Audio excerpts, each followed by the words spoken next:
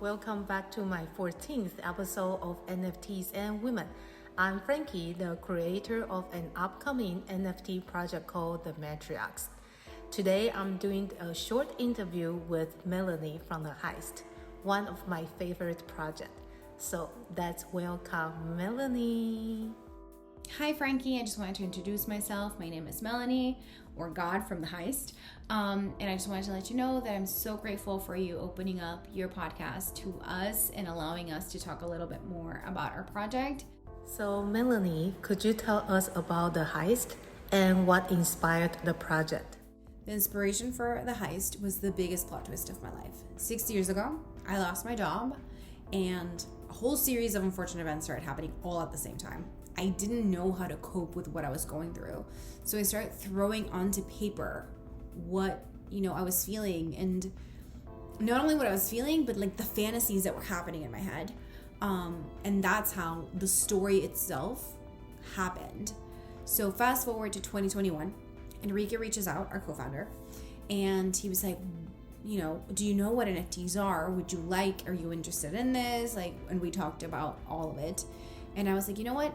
It sounds interesting, but if I were to do it, it would be my girls. And I meant my three main characters in the comic book. So that's basically how it all started.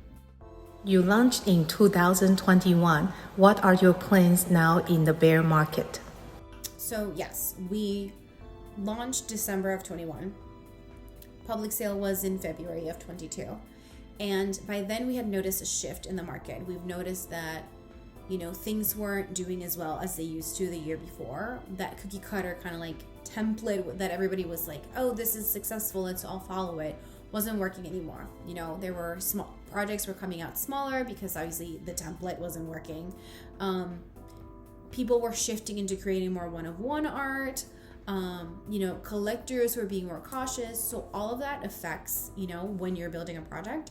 So we definitely considered all avenues, and we just decided to just move forward with how we were doing things, but also shift the mindset of like what is going to make us happy, what is going to make our community happy, and what is something that we're going to be proud of putting out there in the long run and continue working on, because I feel like that's the biggest thing. Like, you need to have your own motivation to keep moving forward. So right now we're just building and creating. For the past year, I've had my own little like one-of-one type of like play where I've been able to do auctions and create art that it's not necessarily part of the story, but it definitely sits within it. A lot of it has been inspired by the community, inspired by conversations, like actual requests, things like that. And I think that's been a lot of fun. We've definitely been building a lot of like metaverse ideas and spaces in the back end, which will be released this year. Our architect, Kevin, is working on, extracting spaces within the comic book that can be lived in by the viewer, the spectator, and the holder. So that way, it's like this beautiful marriage between like the artwork and, the 3D development of the metaverse. So we're very excited to just continue building and continue creating and just sharing, art and our own space and our own kind of like creativity with our community and see where this takes us.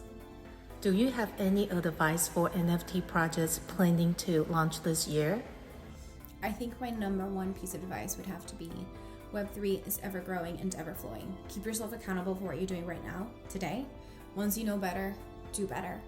We're in this delicate balance in the Web3 ecosystem where sometimes, the knowledge that you have is not the most up to date because it's changing so quickly. And, sometimes your collectors know more than you do. Sometimes you're onboarding people that have just like started their journey in Web3. So I think that giving ourselves grace and kindness to kind of like go through the kinks, learn from our mistakes, learn from the things that are no longer, on track with what Web3 is right now. I think it's definitely something that it's like of high value when you're going through starting a project. The other thing that I think is very valuable when you're starting a project is your community. Your community is your biggest support system. They are the backbone to any project. They are your critics, they're your cheerleaders, they're everything you literally need. They're your advertisers. They're literally the people that are spreading the word to bring people into your project. they're not only your buyers and your resellers, they're also your friends. Like that's what they become. They become like family, and they get you through the hard times. Even if you're a one-on-one artist, that doesn't mean that you don't have a community. I've heard a lot of one-on-one artists say, oh, I don't have a community. But when you go on their Twitter, it's like they have all of these people that love them, that collect their art. That is still community. It's those people that are supporting you and pushing you forward and making sure that you don't give up, because obviously Web3 is starting. So it's kind of like a hump that we're all getting through. So just build your community and give yourself kindness through everything that you're doing, especially at the beginning. Melanie, you know I adore your badass woman characters. Could you tell us more about the utility? Art is our biggest utility, and we remind that to ourselves every single meeting. It is the baseline to our community and our project.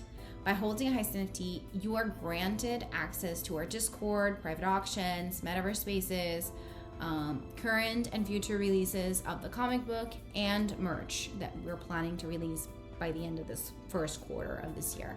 On top of that, we've just released in October our thank you NFTs, 3 different tiers for our holders,